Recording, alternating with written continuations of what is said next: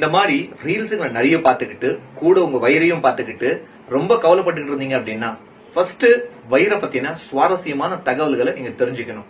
நம்ம வயிறுன்னு சொல்றோமே, முதல்ல வயிறை பத்தி உங்களுக்கு தெரியுமா?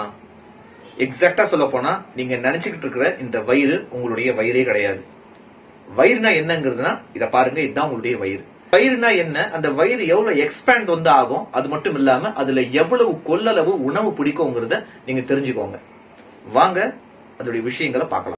One of the common questions we get about the human stomach in the lab is, what's the size of an average adult stomach, or how much could you fit in there? Well, most average adults could get about 1 to sometimes 1.5 liters stuffed into the stomach. And just for context, this bottle is 500 milliliters, so the average person getting about 2 of those in there as far as volume. But the stomach is the most distensible, or you could say the stretchiest portion of the whole digestive tract. I mean, this thing can stretch dramatically when you think about, say, like competition eaters. Sometimes they're getting their stomach to stretch to accommodate up to 4 to 6 liters worth of food inside of there. That's ridiculous. உதாரணத்துக்கு ஒரு சின்ன water bottle எடுத்துக்கோங்க. நீங்க எவ்வளவு தண்ணி இதுல ஊத்துனீங்கனாலும் 6 litre மட்டும் தான் பிடிக்கும்.